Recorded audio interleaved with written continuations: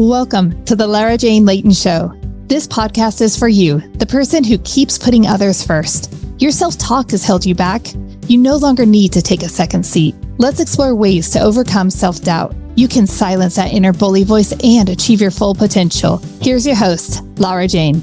Hello again, listeners. I have another guest with me, and his name is Paul.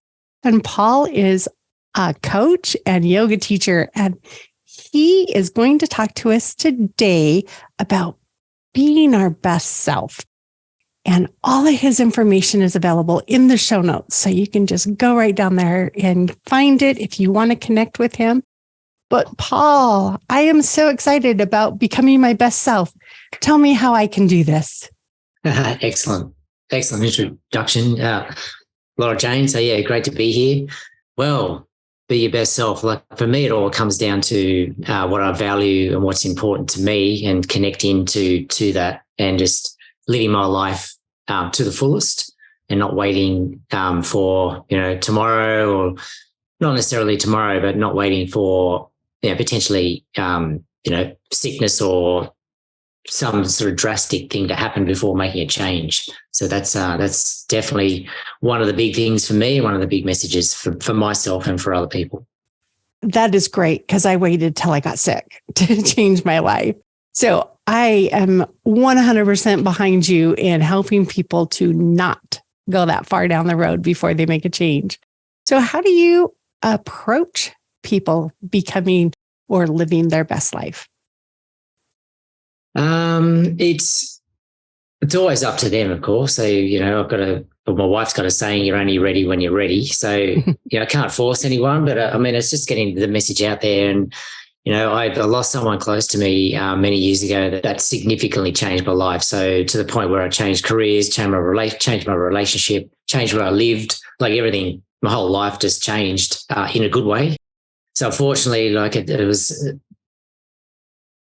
two things came out of that, devastation because of someone close to me who was gone. But on the other hand, I turned all that into a positive and learned from that situation, and then grew into the person I am now, and started all the taking action, started doing the personal development and things like that. So it's just guiding and supporting people to, if they did, to take small steps in just being a better person than they were yesterday, or taking one step at a time to be to live a better life if they're perhaps having some struggles right now, or even if they want to just go up to the next level in their life. It's just almost hand holding them if they need that support to for that to happen. Yeah, the caterpillar does not become a butterfly overnight. It takes a huge transition, and I love the one step at a time, because it's manageable and you're not uprooting everything and changing it. What is your approach in doing that? Helping people to identify that. Yeah, so if it's task driven and people can get extremely overwhelmed with, we've got a massive list to do. It's I think I've probably heard all this before, but just picking the significant things that need to happen, say in a week, and then just breaking them down. I always look at things like goals as an example, or things that I want to achieve. Well, if you break it all down, say it's a 12-month, goal or whatever, and this is what I guide others to do as well. Just break it down into 6 months, 1 month, 1 week, 1 day, almost 1 hour, and then you'll end up with this, large list, but simple things.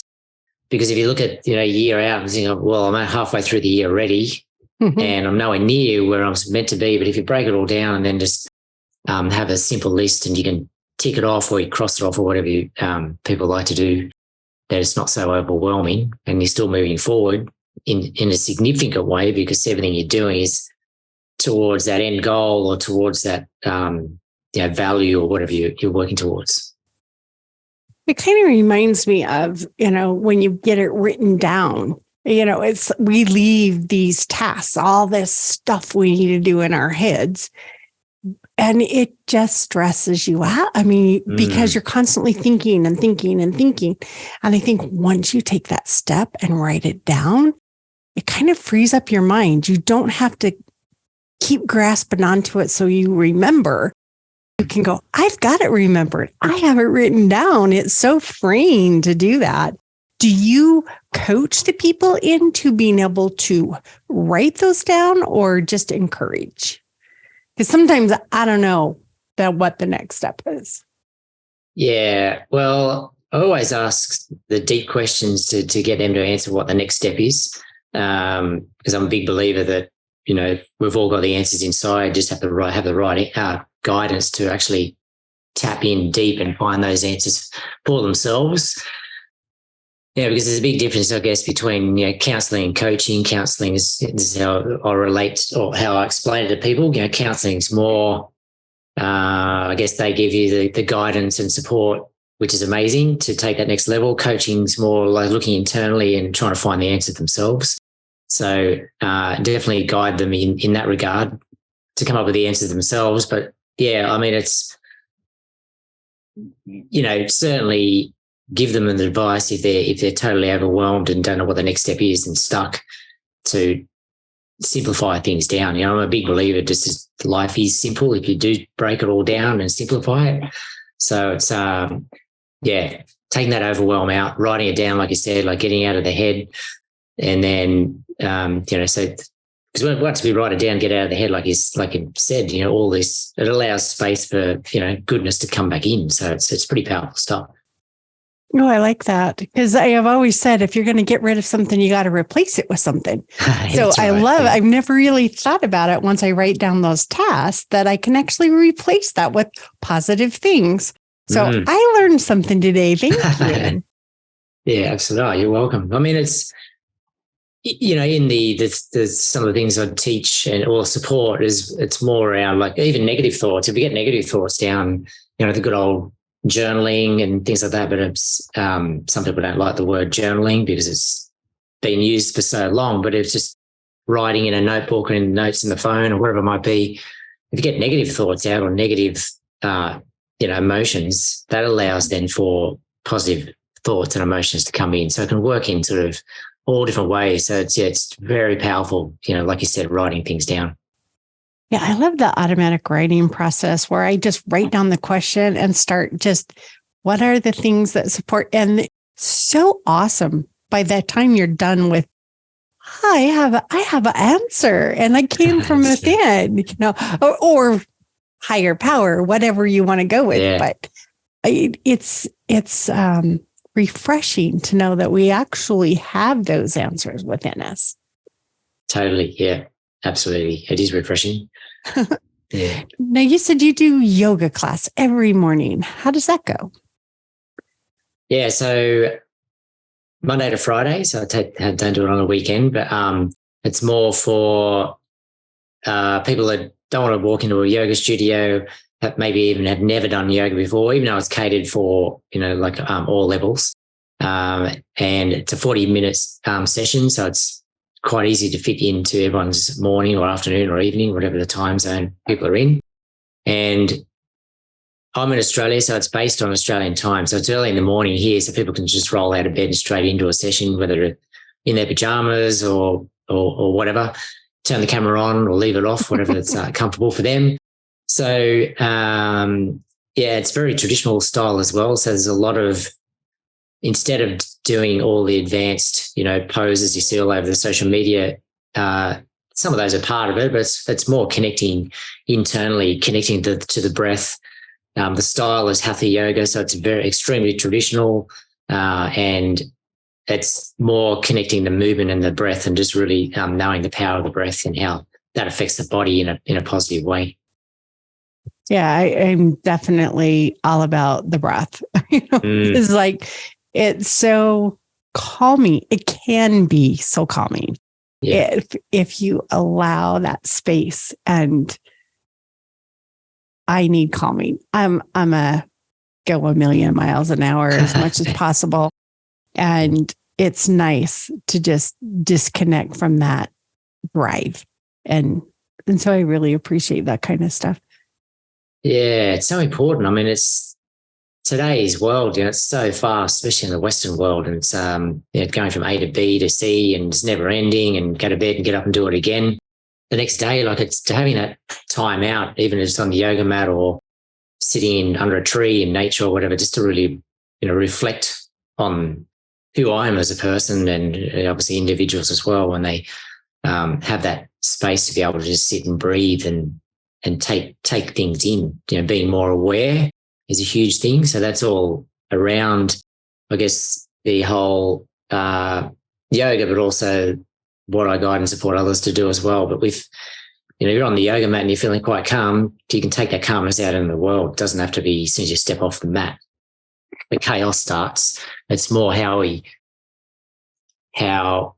I and others react to things that happen during the day, because they will. But if you're in a calm state already, the nervous system's calm, the body's calm, the mind's calm, the breath work, the breathing is quite calm, then, it makes the day a lot more flowing than, if we're not in that state. If you know all your breath work, you can do it in the grocery store line. You can do it in absolutely. Your car. You can do it wherever so you true. are. You do not have to be on the yoga mat. And my husband and I are certified in pranasana yoga, and awesome. That breath and that how you energize yourself with it. And which is so freeing. I don't know. For me, it just, when I can take control of an anxiety attack and turn it around, because you lose that whole rationality. You just, it's gone. And so how do you bring that back? And I know you work a lot with people. And what do you find is the most common thing that you're coaching people through? Oh, well, the big ones, I'm not good enough, or I'm not where I should be in life because, someone else is 10 times better off financially, or living in the dream home, whatever it might be. So they're the two big ones. And obviously the extremely large one is, why am I here? What's my purpose? I'm not sure. I've lost direction, lost the spark in life. So they're probably the top three. And it's, we've all been there. It's not as if everyone that I coach is some of the stuff I've worked on, or most of it's probably things that I've worked on, apart from some of the extreme negative things may not have. But it's we've all been there, we've all worked through it. It's just what we do, and it's just making that decision to make that change. And that's the thing I love about the coaching side of things, because it's empowering the individual to take the ownership and the direction and a step forward, like we spoke of before, to become a better person and live a life that they actually love. Yeah, I'm with you. It's like those people that give you parenting advice that don't have children. Until you've been there, done that, you really don't know. And I trust my coaches that have been through the same crap that I've been through. And I want to know they've experienced, because there's more empathy. There's more, they understand. It's not like, oh, well, I've never had an anxiety attack, so I don't know what the crap, but you can do these things because I read it in a book. So I bet you're very good with your clients, because you have been there and you have gone through it and you have turned your life around. So I think that's amazing. And it's like, hey, I'm not perfect. Yeah, that's right. Yeah, none of us are perfect. It's so important, I think, to be able to connect in with the coach as well. Like my wife is coach as well. We still get coaching from our coach who trained us. It's an ongoing growing, learning, and being wanting to be that step up or the better person. And it's just making that decision and finding the right person for that guidance and support. And once you have that, then it's an ongoing process. That's what I'm finding. People think they can do it without anybody. Let's just take a note from the religious community. Even though I don't have a religious me on myself, I'm very spiritual. But what do the religious communities do? They meet every week. They help you every week. And it works. So if you really want to stay focused on yourself and fix the things that are going wrong, you can't just put it on the back burner, write it down. You need that accountability partner that's there for you. And that's what you're doing for your clients. I'm going to meet with you every week for 9 weeks, and we're going to make this work because you have that accountability person or that support system. Yeah, totally. Yeah, absolutely. And I think for the men that I coach, the community is a big thing. So they're lost or having that sort of time in their life where they're not sure which direction they're going, or they want to step up to the next level, whatever. It's having that community space and the feel that they belong to something is huge. I guess it goes back to maybe the tribal days. Not sure, but I'd say that's where it's all connected back into. So with obviously the beauty of Zoom and things are so close now, they're around the world, that's where the live calls come in. So group calls that I have with males. So it's just talking about all sorts of different things, one-on-one spotlight coaching, or it might be just a general chat just to check in on others. So it's having that community as well is a big one too. Oh, I love that. So do all of your clients participate in the group sessions also? No, not all of them. I mean, it's just every week. It's more for the people that have gone through the program that I have and the ongoing calls with that. So that maintenance program. Yeah, that's it. So, I mean, like we sort of said before, it's making sure, I guess, as the individual, they're still tapping in, but still growing and still practicing, because everything that we do on a personal level and also what I support as well, it's just an evolution. Like it's every day we've got to practice. We can always slip back into our old habits and ways, but then it's being aware of that and coming out of it and taking all those learnings to move forward. And that's what the weekly calls are about, just making sure that, we're all on the same path, we're all on the journey forward, and we're not sort of slipping back into the old habits and ways, which we can easily do. That's awesome. I really think that community is important. So on that note, we're going to take just a really quick break for a note from our sponsor. And when we come back, Paul's going to tell us a little bit more about community and how he makes that work. This podcast is sponsored by Lara Jane Coaching. You know you're ready to silence your inner bully voice. Let Lara Jane support you with coaching. To schedule an introduction call, go to larajanelayton.com. Oh, we're back. Thank you, Paul. This has been so much fun. And I'm really intrigued with this community stuff and how that support system. Sometimes I feel all alone in my struggles. And I'm feeling like that community would be really important to know that you're not alone. I mean, sometimes we think we're the only one that feels like we're trying to keep up with the Joneses. I don't know if that's a saying in Australia or not. But yeah, it is. Yeah, yes. In America. Yeah. It's like, there's a lot of people that are in that same boat. So I'm thinking it would be really key to staying on track. Sure is. I mean, I've got a private Facebook group too, men's group, private Facebook group. So I'm all around creating a non-judgmental, safe space for people to come into, whether it's one-on-one coaching, the group calls, or the men's Facebook group. So I want people to basically be themselves in these groups, no matter what's going on in their life, and having a safe space for that to happen is absolutely critical, because it's, for males in general, can be challenging expressing thoughts, emotions, and feelings. So to have that space and then create that non-judgmental space, is critical for the men to actually start opening up. And that's a good point. I never thought about that, because men, at least the men in my life, are less likely to open up to what their emotional states are. So creating that space and allowing that, do you keep the group small, or do you just like I've been invited to groups that have 30,000 people in it, and I'm not talking in there. Yeah, it is quite small. So, and I check on everyone that's sort of coming in as well. So there's especially the Facebook group, there's questions. The other one, the live calls, for the men's program, I know who everyone is, because they've obviously been either one-on-one coaching or they've gone through the online program with me as well.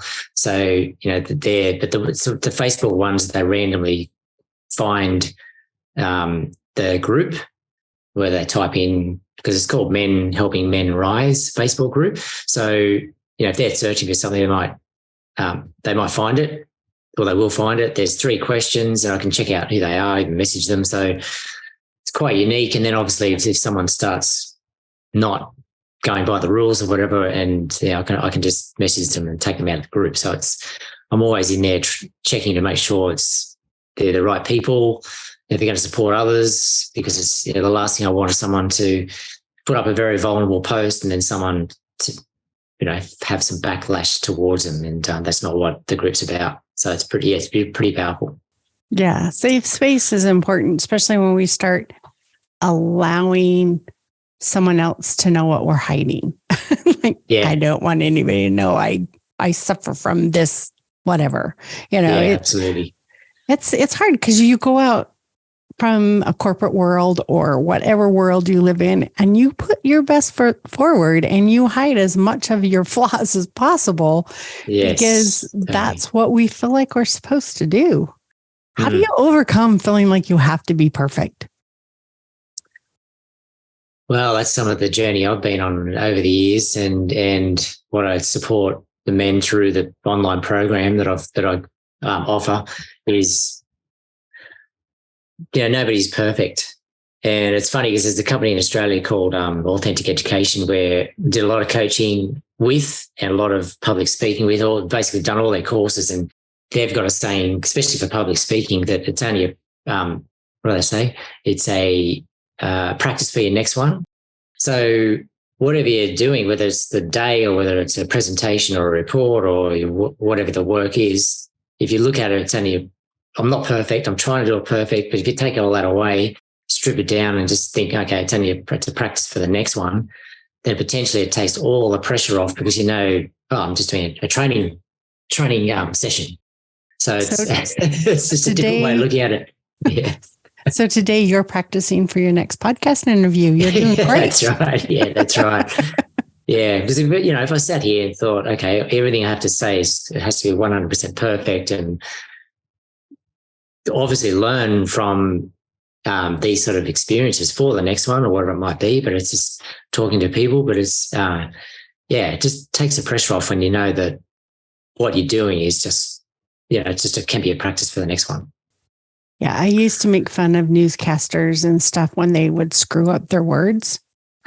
I don't anymore, because I do it all the time. And I have one podcast where I said I'm still trying to prove them right, and I meant wrong. And I went, I hope people know what that means, because I'm not going to re-edit it and try to be perfect. It's just life. So I mess up all the time. It's like, totally. If you don't like me, then don't listen. Yeah, I've done pre-recorded videos and stuff like that before for social media, and I've gone back and exactly what you just said then. I've said the opposite word to what I meant to be saying. I thought, oh no. So it's like, it worked. I think if you bring the fun factor into it as well, it's a lot flow, brings in more flow, and just the energy totally shifts as well around anything if you look at things in a different light. Yeah, I don't like trying to be perfect. I just want everybody that joins to have fun and just feel like it was just friends talking. Yeah, we're not trying to impress anybody, right? We're just trying to share what we've learned. Totally. Yeah. Yeah. And that comes across too in the podcast as well. So yeah, love it. Yeah. Well, do you have some more wisdom to share with us? I can ask lots of questions, but I feel like I think you might have something that I might not think about.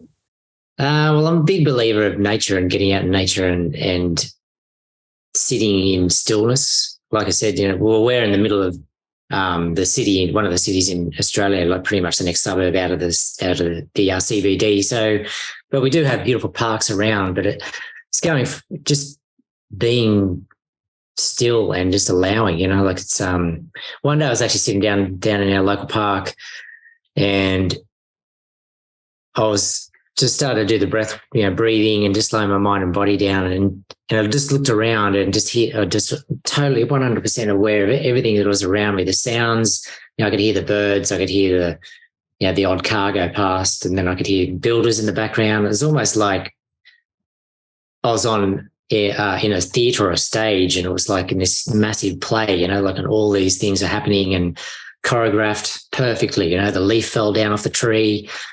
That is for me, that's a huge thing for me, but also what I guide and support others to do that with that as well. It's just taking that moment, whether it's even 5 minutes, just to pause and from the busyness and coming into stillness, which has a huge amount of benefits for the mind and body and the soul.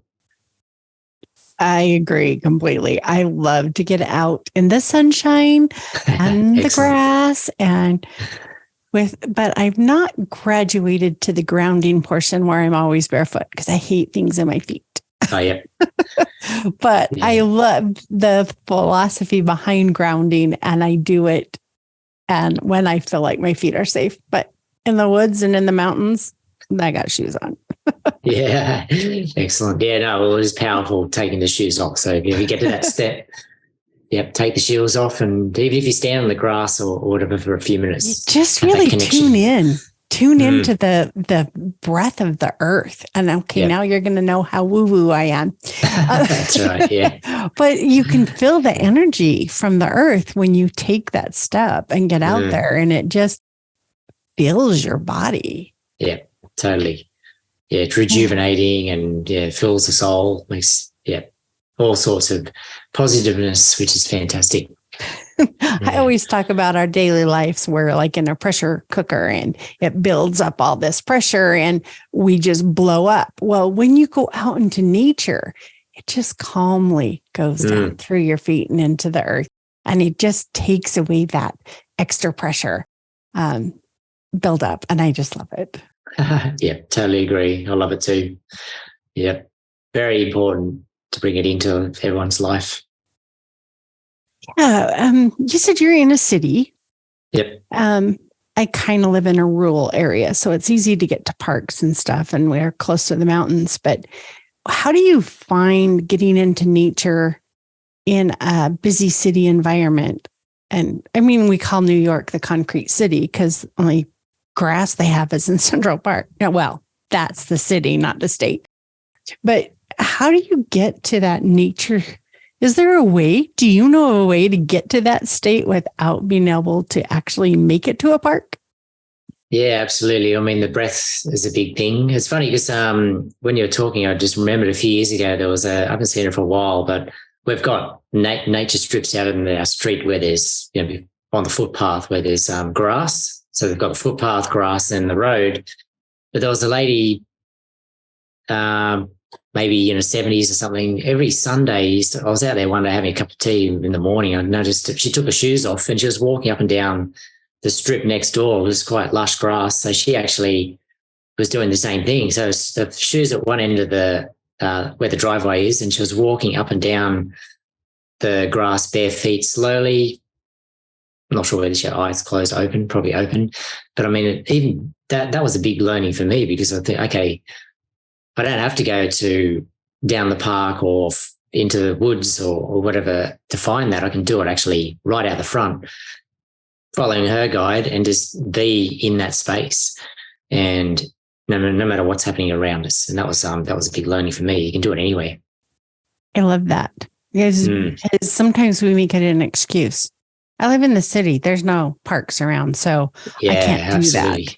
And it's like, if you really want to, you will find a way. I've seen exercise videos of people in their halls.